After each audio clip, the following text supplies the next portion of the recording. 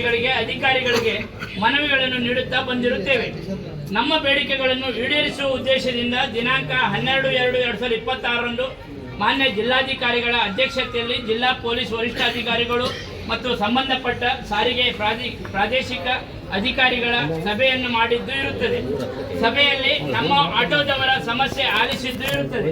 ಈ ಸಭೆಯಲ್ಲಿ ಭಟ್ಕಳ ಟ್ಯಾಕ್ಸಿ ಸಂಘದವರು ಕೂಡ ಭಾಗವಹಿಸಿದ್ದು ಇರುತ್ತದೆ. ಹೀಗಿರುವಾಗ ಭಟ್ಕಳ ಟ್ಯಾಕ್ಸಿ ಸಂಘದವರು ಕಳೆದ 1 ವರ್ಷಗಳಿಂದ ನಮ್ಮ ಆಟೋ ಚಾಲಕರಿಗೆ ಬಾಡಿಗೆ ಹೋದಲ್ಲಿ ಅಡ್ಡಗಟ್ಟಿ ಬಾಡಿಗೆ ಇಳಿಸುವುದು, ಕಿಸೆಯಿಂದ ಹಣವನ್ನು ತೆಗೆದುಕೊಳ್ಳುವುದು ಹಾಗೂ ವಿಡಿಯೋ ಮಾಡಿಕೊಂಡು ಸಾಮಾಜಿಕ ಜಾಲತಾಣಗಳಲ್ಲಿ ವೈರಲ್ ಮಾಡುತ್ತಿದ್ದಾರೆ. ಇದು ದಿನದಿಂದ ದಿನಕ್ಕೆ ಹೆಚ್ಚಾಗುತ್ತಿದ್ದು, ಆಟೋ ಚಾಲಕರು ಬಾಡಿಗೆಗೆ ಹೋದ ಸಂದರ್ಭದಲ್ಲಿ ಚಾಲಕರನ್ನು ಅಡ್ಡಗಟ್ಟುವವರು ಕೆಲವರಿಗೆ ಪರಿಚಯ ಇರದೇ ಇರುವ ಹಿನ್ನೆಲೆಯಲ್ಲಿ ಇವರು ಕಳ್ಳರು ಅಥವಾ ಸುಲಿಗೆಕೋರರು ಎಂಬುದು ಗೊತ್ತಾಗುತ್ತಿಲ್ಲ.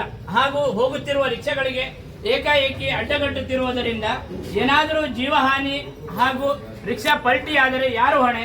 ಹಾಗೂ ಟ್ಯಾಕ್ಸಿ ಚಾಲಕರ ಸಂಘದವರಿಗೆ ಆಟೋ ಚಾಲಕರನ್ನು ಅಡ್ಡಗಟ್ಟಿ ಈ ರೀತಿ ತೊಂದರೆ ಮಾಡುವ ಯಾವುದೇ ನಿಯಮಗಳು ಕಾನೂನು ಇಲ್ಲ. ಟ್ಯಾಕ್ಸಿ ಚಾಲಕರ ಸಂಘದಿಂದ ಜಿಲ್ಲಾಧಿಕಾರಿಗಳ ಸಭೆಯಲ್ಲಿ ಪಾಲ್ಗೊಂಡ ನಂತರವೂ ಆಟೋ ಚಾಲಕರ ಮೇಲೆ ದೌರ್ಜನ್ಯ ಮುಂದುವರಿಸುತ್ತಿದ್ದಾರೆ.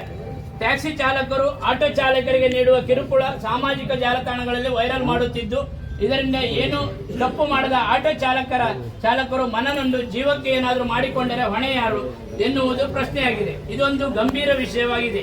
ಈ ಹಿನ್ನೆಲೆಯಲ್ಲಿ ಇವರ ಮೇಲೆ ಸೂಕ್ತ ಪ್ರಕರಣ ದಾಖಲಿಸಿಕೊಂಡು ಕಾನೂನು ಕ್ರಮ ಕೈಗೊಳ್ಳುವುದರ ಮೂಲಕ ಇನ್ನು ಮುಂದೆ ಉತ್ತರ ಕನ್ನಡ ಜಿಲ್ಲೆಯ ಯಾವುದೇ ಆಟೋ ಚಾಲಕರಿಗೆ ತೊಂದರೆಯಾಗದಂತೆ ಕ್ರಮ ಕೈಗೊಳ್ಳಬೇಕಾಗಿ ತಮ್ಮ ಗೌರವಪೂರ್ವಕವಾಗಿ ವಿನಂತಿಸಿಕೊಳ್ಳುತ್ತಿದ್ದೇವೆ.